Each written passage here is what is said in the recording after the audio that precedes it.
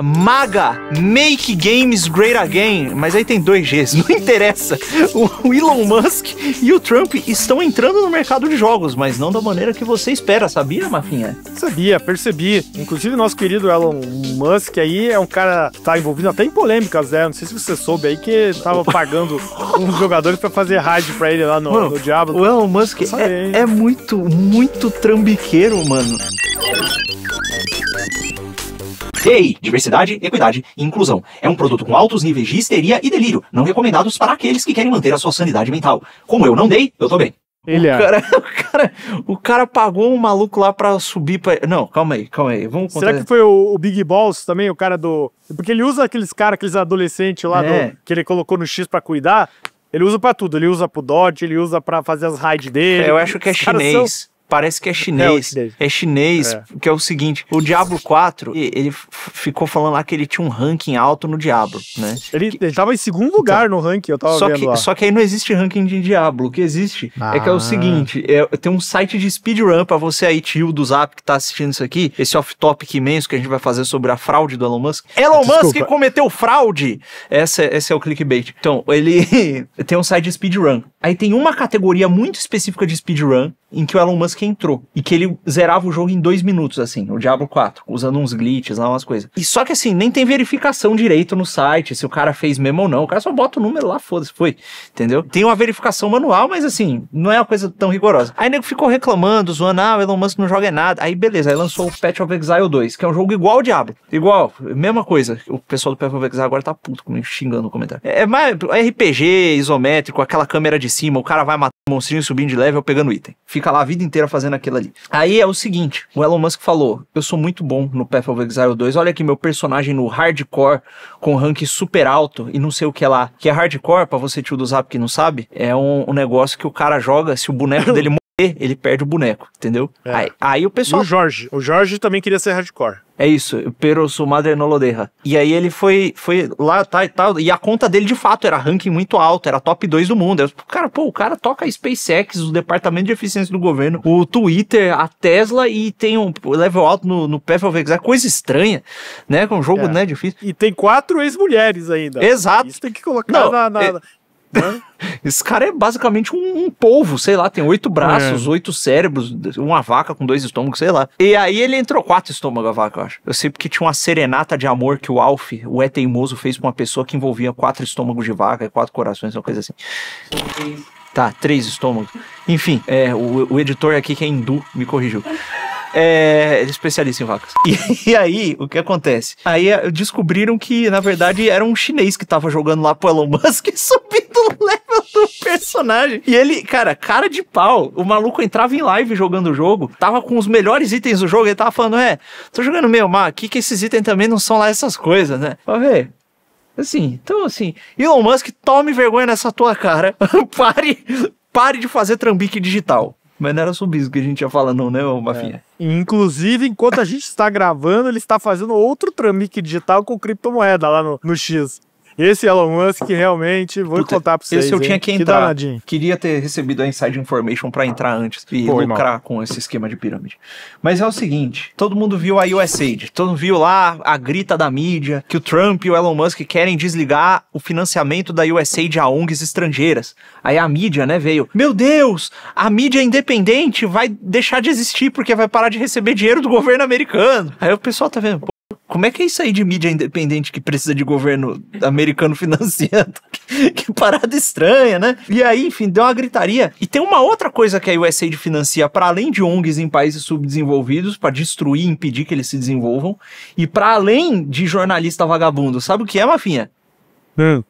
Acadêmico vagabundo que eles financiam. Há uns vídeos atrás aqui, é um vídeo que poucos viram, né? Então veja lá para você fazer parte desse seleto grupo esotérico, esse grupo dos seletos iniciados que viram o vídeo. Raising Good Gamers, a gente falou desse programa, que é um programa que basicamente visa influenciar a mente do jovem por meio da doutrinação dentro de estúdios de jogos e entre streamers e comunicadores de jogos e coisas desse tipo. Esse grupo, ele faz parte da Connected Learning Lab, que faz parte da Connected Learning Alliance. E a Connected Learning Alliance é financiada pela MacArthur Foundation, que é financiada por quem, Mafinha? Por quem? Por que eles são financiados, Mafinha? A MacArthur Foundation? Olha, o nome é USAID. Mas, na verdade, é o contribuinte americano, né? É isso mesmo. Exato. Então, o Joe... O Joe, a Mary Sue. Exato. O John Dee. E todos esses caras aí, eles financiam... A Jane Doe também. Eles financiam a MacArthur Foundation e, por consequência, essas iniciativas que são de acadêmicos que produzem relatórios e meios de doutrinar jovens gamers pela infiltração na indústria, coisas desse tipo. E isso aí tá sendo cortado também, né?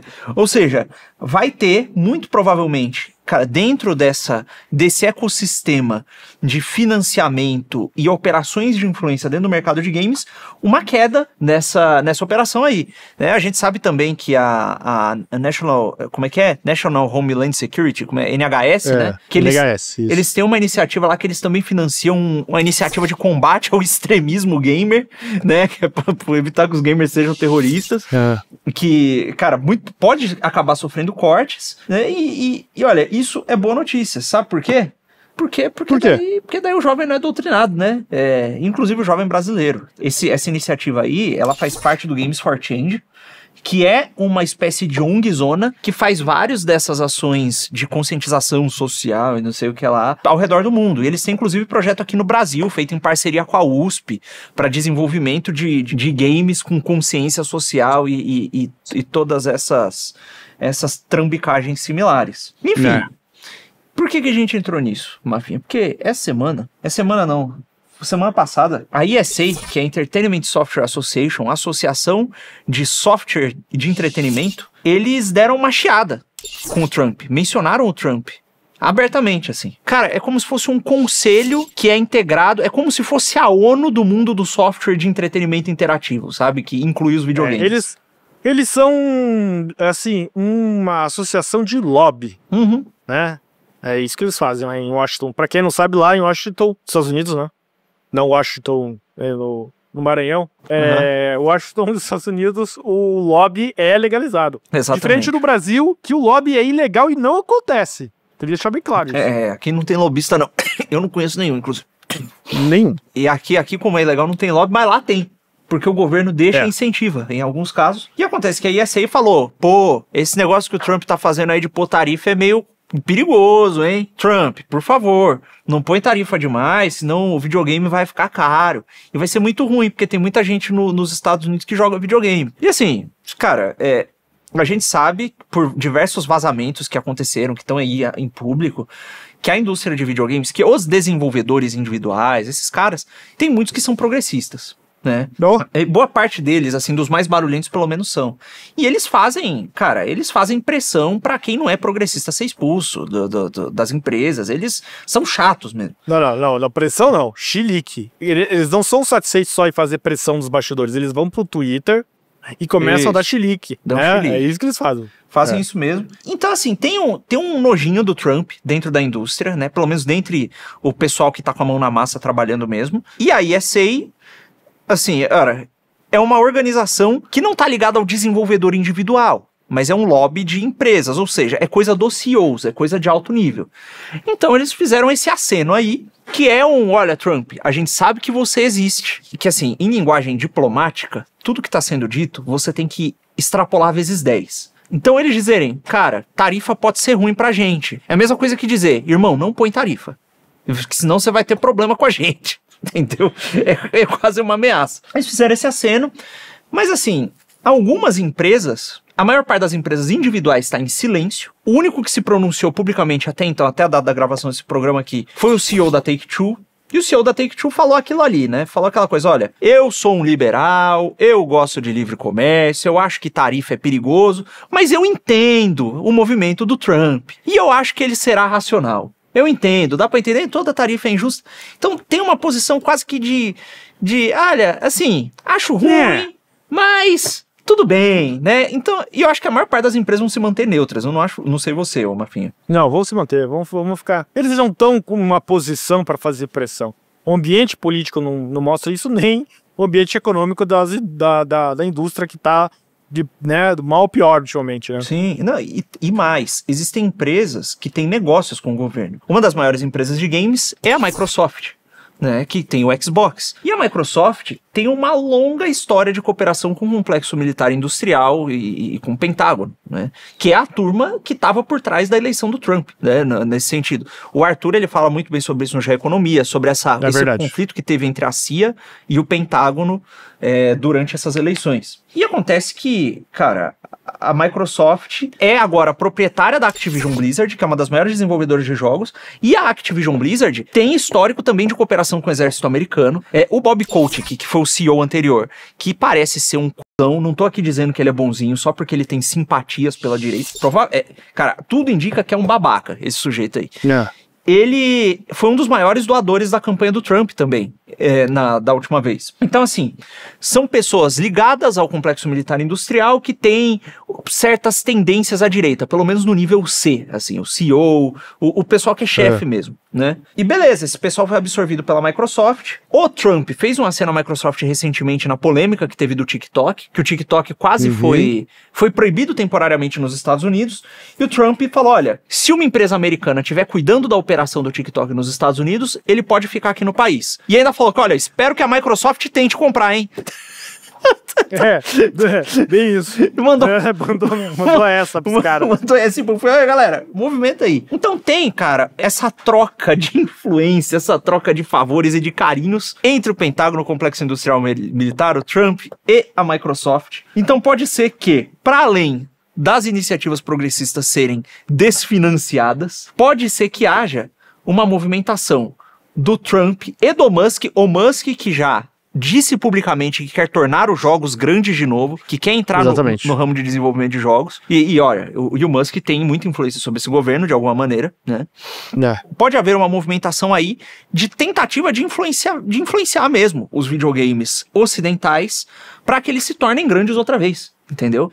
E tem uma coisinha interessante pra gente falar, que é paralela a isso que você tá falando, sobre, né, essa influência do Musk e a questão dos cortes na USAID lá, eu não sei falar em inglês como é que fala, é o ZAID, USAID, eu não sei, mas você sabe do que eu tô falando, que é a questão do Político. Político é uma publicação extremamente esquerdista, né, e que foi uma das principais vetores do nosso famoso Gamergate, que a gente já contou aqui nesse programa maravilhoso, né? Então, sabendo que o Político foi financiado pelos cofres americanos, a gente pode dizer que o Gamergate, quer dizer, né, o ataque aos gamers durante o Gamergate, esse Gamergate, olha que como o mundo se fecha, né? O Gamergate foi o nascedor dos memes, né, que depois foram transportados para a campanha do Trump. Da guerra de memes política, pelo menos. Exatamente, que tenha feito, já explicamos isso aqui. Exato. Né? Que fez com que o Trump fosse eleito em 2016, foi financiado pela USAID, pelos contribuintes americanos. Então é o governo americano atacando os gamers, basicamente, né? Exato. Então, olha, já havia uma movimentação do campo político oposto por parte do governo americano contra os gamers e o extremismo gamer, e parece que agora a coisa tá virando. Aí você pode estar se perguntando, Lucas, mas, cara, tá tendo crise energética, crise de alimento, reindustrialização, nego tá correndo com isso aí, que nego vai se preocupar em botar dinheiro em videogame, você tá louco. Pois olha, a China e a Rússia fizeram aquele acordo que a gente cobriu aqui, pra promoção mútua dos jogos produzidos em cada um dos respectivos países. Os árabes estão numa espécie de corrida armamentista para ver quem vai ser o próximo centro dos esportes e dos games no Oriente Médio. Então você tem a Saudi Vision 2030, que é um programa da Arábia Saudita de desenvolvimento tecnológico e de soft power, que tem um braço dentro do mundo dos games, que é a Sev Gaming Group, que inclusive comprou ações em várias empresas ocidentais, dentre elas a Embracer Group, que é dona da Warhorse Studio, que produz o Kingdom Come Deliverance, do qual a gente já falou aqui anteriormente também. A Qatar Vision 2030, é sempre 2030, a Qatar Vision 2030, que é como se fosse a Saudi Vision 2030, só que do Qatar, que os caras estão construindo, estão construindo a arena de esportes, fazendo o diabo. Inclusive, a Arábia Saudita comprou a maior liga de esportes que existe, pelo menos essas ligas que são ligas multijogos. Se não é a maior, é uma das maiores, que é a ESL, né? Comprou a ESL e mais um grupo chamado Faceit Group e juntou os dois. E tem várias outras iniciativas aí que eu cobri no último vídeo que a gente fez aqui sobre games. E assim, tem uma corrida armamentícia pra ver quem vai ser o centro do mundo dos games. E pra influenciar o jovem gamer. Por quê? Cara, querendo ou não, videogames são um hobby. É uma das maiores indústrias. É a maior indústria de entretenimento, como a gente falou aqui anteriormente. E o cara que joga videogame, cara, é diferente do cara que assiste o filme. Porque é o seguinte, o filme você assiste em 2 horas, assiste em 2 horas e vai viver tua vida. O jogo, o cara passa horas do dia dele naquilo, consumindo aquele conteúdo. Ele tem uma ligação afetiva com aquilo muito maior. E tem um potencial de influência que, na minha opinião, é muito maior. E o cara que joga games costuma ser o sujeito de classe média alta, que é aquele cara que normalmente vai ter por conta de como funcionam as coisas, eu não tô dizendo que tá certo, só tô dizendo que é assim que funciona, vai ser o sujeito que vai ter uma melhor educação e uma melhor capacitação profissional e vai estar em lugares de tomada de decisão, saca? Então, muitas vezes, né? O cara que tem oportunidade, tem recurso pra jogar. Influenciando esse meio, influenciando os streamers, influenciando essa parada, você influencia um monte de jovem que pode estar em postos de tomada de decisão futuramente, entendeu? Então é um meio que, assim, é bom você ter esse poder. E aí, só que aí entra um outro ponto, Mafinha, que é o seguinte, os desenvolvedores estão fugindo das grandes empresas, dos grandes conglomerados de produção de games. Por quê? Os ciclos de desenvolvimento são malucos, né? A gente tem casos como os da Naughty Dog, em que, segundo fontes internas, o cara não consegue ficar por mais do que um ciclo de produção dentro da empresa. Ele produz um jogo e vai embora, porque o ritmo de trabalho é maluco. E esses caras, que são muitas vezes engenheiros de software, artistas de 3D, em especial os artistas que são muito cobrados, eles vão para outros meios. Um vai para Hollywood, outro vai para o Vale do Silício, enfim, vai cada um para um canto. E atualmente existe uma competição para ver qual região do mundo vai ficar com os melhores cérebros também. Porque os Estados Unidos não estão formando engenheiros de ponta o suficiente, segundo o próprio Elon Musk, e os asiáticos estão. Então você vai ter uma espécie de competição para ver quem vai ter o melhor ambiente de produção de tecnologia, o melhor ambiente para acolher profissionais do campo de tecnologia e o melhor ambiente para desenvolver games também. Então assim, você tem uma luta pelos cérebros, uma luta para formar um bom ambiente cultural que agrade essas pessoas. E aí acontece uma coisa engraçada. Se você se capacita e você é bom nisso, eles têm que te agradar.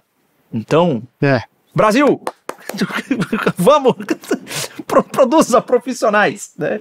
E aí, Mafinha, a não ser que você tenha mais alguma coisa para adicionar em relação a esse ponto, tem uma outra coisa importante sobre o mercado de games, que pouca gente fala. Sabe o que é?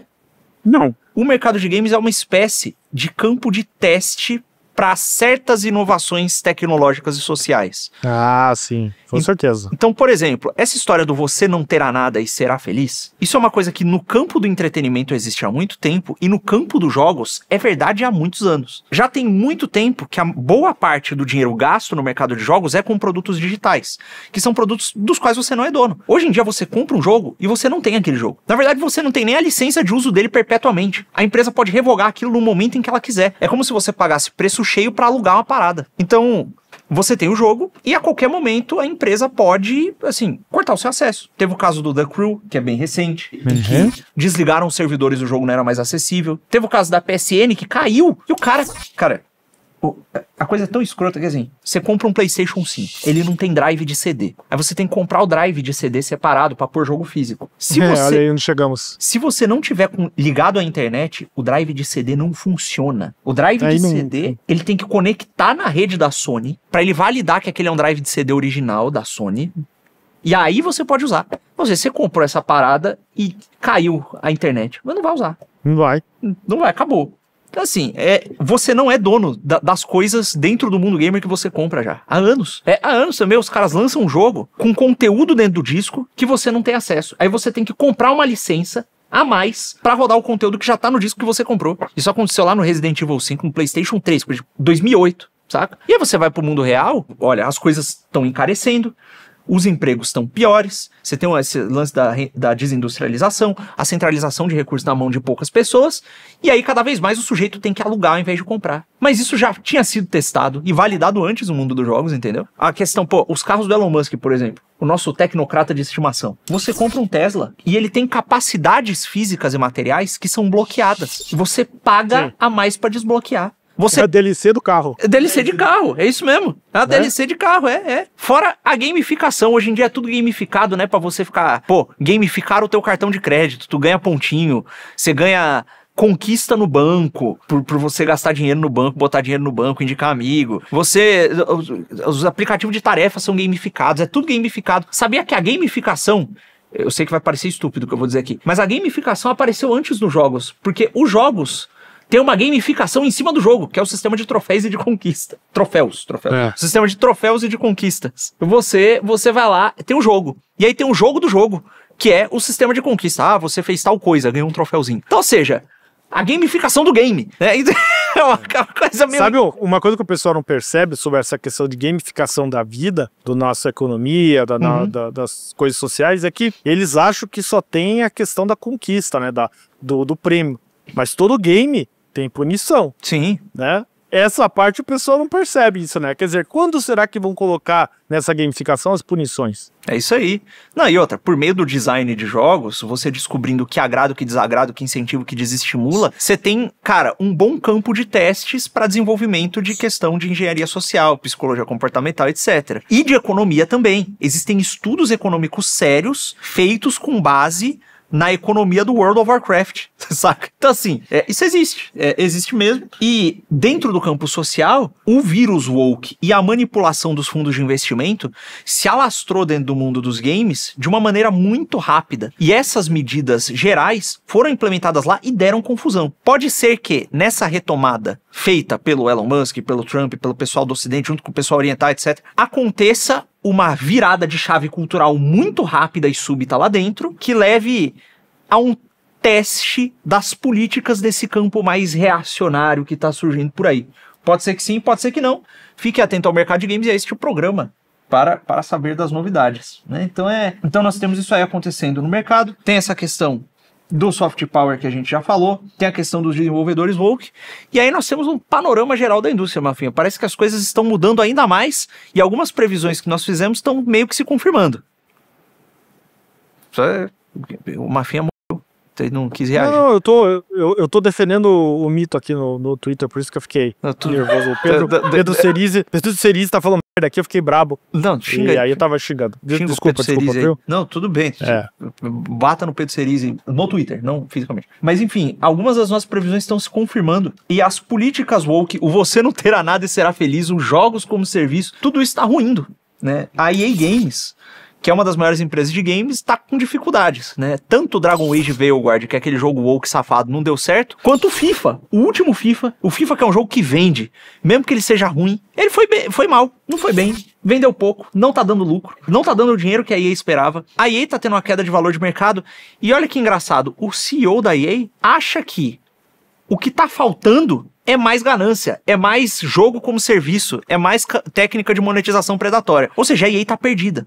Existem profissionais dentro da indústria que não entenderam onde foi que o erro aconteceu ainda. Então, cara, tem um pedaço aí do mercado que provavelmente vai quebrar e vai ser substituído. Com certeza. Existe gente esperta percebendo o que tá acontecendo. A Larian Studios, quando produziu o Baldur's Gate, entendeu o que tava acontecendo. A Warhorse, com o Kingdom Come Deliverance 1 e 2, apesar das polêmicas, entendeu o que tá acontecendo. Até a Sony tá entendendo o que tá acontecendo, Mafinha. A Sony!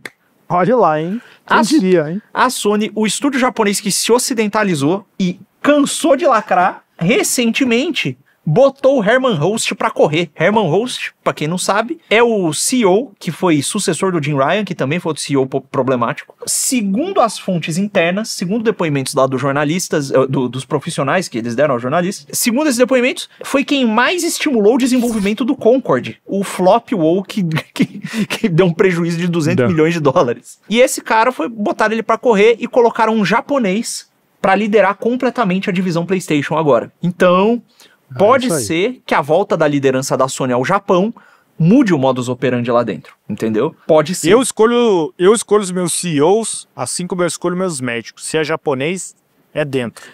É dentro do médico? Não. Dentro é só uma expressão, né? Não do médico, né, pô? A não ser que seja proctologista, aí é dentro mesmo, né? E aí também japonês é bom. Legal. Os males o menor, né? Rapaz... Ok. O editor tá passando mal ali atrás da câmera. Caraca. Aí é com você. Mas enfim. Então, aqui, ó, se o Mafinha prefere um japonês, quem sou eu pra dizer o contrário? Agora, né, o negócio é... Isso aí aconteceu. E no Ocidente, olha, você tem a Microsoft, que tá bem engraçado, porque tem estúdio que lacra. E tem estúdio que diz o oposto. Tem estúdio que não lacra. E o Phil Spencer deu uma declaração muito engraçada recentemente, que a Microsoft, pra quem não sabe, eles compraram um monte de estúdio. Compraram estúdio japonês, compraram estúdio ocidental, compraram tudo que era desenvolvedor de jogo que tinha aí na praça. A Europa falou, talvez tenha monopólio aí. Mas os Estados Unidos falam, monopólio nada, pode comprar, vai lá. Antes mesmo da audiência acontecer, o nego já tava no Senado, falando, não, fica tranquilo aí que vai rolar, parece que favoreceram a Microsoft mesmo, enfim. Mas o Phil Spencer, que é chefe da divisão Xbox, que é a divisão de games da Microsoft, disse recentemente o seguinte, olha, não tem pra que limitar a liberdade criativa dos nossos estúdios. A gente não tem que pôr cerca em volta dos estúdios, tem que deixar os caras trabalharem. Sabe por quê? Porque eles têm um monte de estúdio. Não compensa, assim, todo mundo já tinha medo, é uma corporação gigante comprando estúdios pequenos, eles vão limitar a liberdade. Pra não dar grita dentro dos estúdios, o Phil Spencer tá deixando, né? E aí, pra além de deixar pra não dar grita, tem uma vantagem muito clara aí que é, se você deixar eles desenvolverem cada um os seus jogos do seu próprio jeito, sem pressão, cada um vai fazer o que acha melhor, alguns vão falhar, alguns vão dar certo. E você, meio que pela competição, você tem um microcosmo ali em que você encontra quais são os modelos vencedores e quais são os modelos perdedores. E a Microsoft tem o Game Pass, que é o Netflix do mundo dos jogos. Isso aí. Então eles têm um catálogo em que o jogador escolhe o que quer jogar sem peso na consciência, sem ter que tomar uma decisão financeira de gastar $60 num jogo. Ele já tá pagando uma assinatura, ele simplesmente joga o que o agrada mais. Ou seja, a Microsoft, tendo um monte de estúdio e tendo um Game Pass, eles têm uma máquina em que as pessoas estão pagando pra eles, os usuários estão pagando pra eles desenvolverem uma pesquisa que mostra o que agrada ou desagrada os jogadores, basicamente. Exatamente, isso aí. Então, e a receita constante também, né? Isso exatamente. É importante. Então eles têm ali um ambiente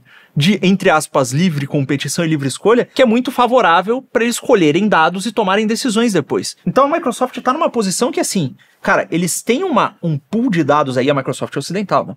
Eles têm um pool ali de dados que mais ninguém tem na indústria. Cara, se eles usarem isso aí direitinho, com o apoio da Casa Branca, eles têm potencial para talvez reverter esse cenário cultural que a gente tá vendo aí. Então, assim, a coisa tá mudando no Ocidente. Isso certamente tá acontecendo e vai ter repercussões no mundo dos jogos e na cultura como um todo, imagino eu. Agora, com certeza. Mafinha, isso aí é o cenário internacional. Mas e o Brasil, como é que tá, Mafinha? Você tem visto notícias no mundo dos games? Como é que tá o Brasil? Olha, o Brasil tem o famoso caso do Zynix, né? O console brasileiro, né? O grande console brasileiro que teve aquele problema que a gente já falou aqui. Sim. Também. Falamos em um short também. E que deu toda aquela problemática, né? O Brasil é um deserto tecnológico, infelizmente. Pelo menos nessa área, né? Nessa área, pelo menos. Um ou outro oásis aí, a gente sabe de muita gente que se esforça, muito desenvolvedor também que quer fazer games e tal, mas é muito difícil no Brasil, pela infraestrutura, pela burocracia, pelo próprio, às vezes, brasileiro, pela própria imprensa gamer brasileira, que a gente conhece muito bem, que se a imprensa gamer mundial é ruim, a brasileira, então, meu amigo, se você soubesse.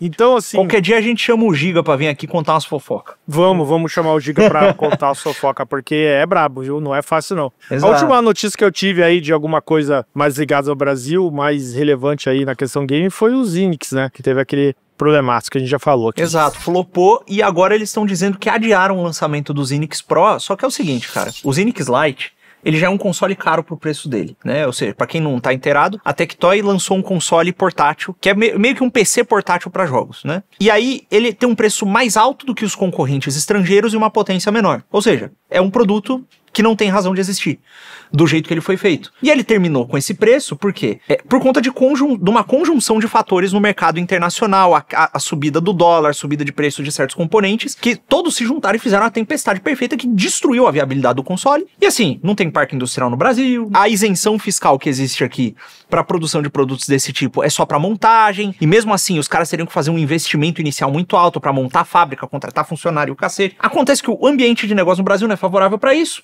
mão de obra especializada também é muito difícil aqui. Os caras tentaram fazer do jeito que deu completamente errado. E isso lançando o Zinix Lite. Agora imagina o modelo Pro. Se o Lite já tá caro, vai lançar o Pro mais caro ainda, menos potente que os concorrentes ainda. Então assim, é uma situação difícil, cara. Eu acho que não vai pra frente. Infelizmente não vai pra frente. Porque o nosso ambiente de negócio é fudido. O governo não faz nada pra ajudar, na verdade só atrapalha. Não. Eu vou citar alguns incentivos dos governos aqui estaduais sobre o mundo dos games, ó. Tem casos notáveis. Em Pernambuco, possui desde 2013 um porto digital com incubadora gamers. O César Labs ajuda a criar o estúdio Cocu, por exemplo. O estado de São Paulo lançou em 22 o SP Cine Game, linha de fomento do órgão municipal de cinema para jogos, destinando 1 milhão para 10 projetos foco em diversidade. Não, e ainda, claro, né? E ainda parece muito dinheiro. 1 milhão para 10 projetos. Então, assim, cada um tem 100 mil ali, entendeu? Cada um tem 100 mil. Cara, 100 mil. Um ano de desenvolvimento de jogo. 100 mil no ano paga quantos funcionários aí, Mafia? Olha. Paga um aluguel aqui em São Paulo, hein? Ser numa sala comercial bem localizada. Não paga. Rapaz. Não paga mesmo. A coisa é meio braba. Então, assim, a coisa tá difícil. Não parece que vai melhorar. E o Brasil é assim, né? O cara não consegue comprar café, né? Não consegue comprar café e desenvolvedor toma muito café, né? Toma. Parece o tiozinho, eu quero café! Não vai ter. Não vai ter jogo desse jeito. Não estão favorecendo aqui. O cara não tem o que comer, não tem o café pra tomar, não vai conseguir fazer o joguinho. Coitado, cara. A gente tem umas empresas que sobrevivem meio heroicamente aqui. Tem o pessoal da Quasares, que inclusive assiste o nosso programa, ou não dei. O P que tá fazendo o jogo do Dom Pedro. Tem outros estúdios, tem a Aquiris, que eu acho que foi comprada pela Epic, recebeu grana da Epic Games, eu não tenho certeza. É o pessoal que faz o jogo do Horizon Chase e essas paradas aí. Então, tem uns estúdios brasileiros que sobrevivem heroicamente, mas são estúdios isolados e são, assim, novamente, eles são heróicos, né? E aí você tem também uma outra cena de games no Brasil, Mafinha, que é uma cena que tem dinheiro, que tem desenvolvimento e que, assim, anda bem, que é a cena dos esportes. Né? Então você tem, especialmente o Free Fire aqui no Brasil é muito grande, o League of Legends também tem bastante times e etc, o Rainbow Six, porque as empresas gringas fomentam os campeonatos e as ligas locais, e aí isso cria uma cena competitiva que chama a atenção de empresas e de patrocinadores, que patrocinam os times e aí fazem publicidade, e aí você tem um ecossistema econômico que roda ali. Aqui, inclusive, uma vez eu fui na missa, na Santa Maria Madalena e São Miguel Arcanjo, aí eu entrei assim na missa, sentei no fundo e de repente eu vejo um jovem entrando. Falei, entrou um jovem. Aí 2 jovens. Falei, 2 jovens. 3, 4, 5, 6, 7, 8, 10 jovens. Que na missa no meio da semana. Rapaz. Aí eu tô lá, continuo sentado entre um casal um pouco mais velho. Eu falei, não é possível que esse casal de 30 anos tenha esses 8, 10 filhos aqui de 16, 15, 20. Tem alguma coisa errada acontecendo. Aí de repente eles começam a levantar, todos eles vão até o altar e botam o nome na folha de intenções. Eu falei, que porra é essa, velho? Aí terminou, no meio da missa o padre olha assim. Pra começar que eles colocaram a intenção errada, eles colocaram pela alma deles, né? Como se eles tivessem morrido. Mas no Brasil de hoje, meu amigo, a gente nem sabe se não tá bom. A gente tá no purgatório, tá que nem os caras do Lost lá, sabe? Ai, cara, tadinho dos moleques. Aí o padre parou assim no meio da oração. Por que vocês botaram o nome aqui? Que nós temos um time. Time do quê? Videogame. Que legal, vocês vão ter jogo amanhã? Vão. Aí botaram o nome, aí o padre rezou por eles lá, a missa. Muito bom. E eles foram embora. E era um time de Free Fire, que fica aqui perto na Vila Madalena. Inclusive, até assisti o jogo no dia seguinte, perderam, não deu certo. Acho que Deus não se mete com Free Fire. A intenção foi errada. É que nem quando você mandava a carta errada, sabe? Você manda e-mail errado, caiu na caixa de spam do Nosso Senhor, aí daí aconteceu isso aí. Não deu certo. Mas enfim, ou deu certo, né? Na verdade deu certo, porque Deus, enfim, faz as coisas do jeito certo. Enfim, então essa é a situação, esse é o panorama cultural do mundo dos jogos, Elon Musk entrando na treta, Donald Trump, USA de confusão e o Brasil atrasado. E sem café, e sem comida. E se você quer saber mais sobre a indústria de videojogos, se você ficou intrigado por algum desses assuntos, quer saber mais sobre os árabes no mundo dos jogos, você clica nesse vídeo que tá aqui no meio, aqui na tela, aparecendo aqui. Se o nosso Romanini lembrar de pôr o vídeo quando ele postar. Não vai lembrar. Não vai lembrar. Toda vez eu tenho que pôr, velho. É impressionante isso. Não vai lembrar. Não vai lembrar. Mas eu te digo, porque o Romanini está em um web namoro com uma moça lá do X. E ele está muito avoado. Apaixonado. Eu já vou contar. É apaixonado. Dê um pé na bunda dele, por favor, pra ele voltar a trabalhar direito, porque sempre foi bom esse menino, tá estragando ele. Inclusive, o web namoro agora... Dá pensão pra, se você separar, cuidado que divide os seus bens, hein? É verdade. Eu tô avisando você. É verdade. Eu vi no Redcast. É isso aí. É isso aí. Grande Júnior. Abraço pro Júnior. Abraço. Isso aí. É isso aí. Até mais, Mafê. Tem algum jabá pra fazer aí? Não, tá tudo certinho aqui. Um beijo pra vocês e eu quero café. Eu tenho café aqui. Tô sentando.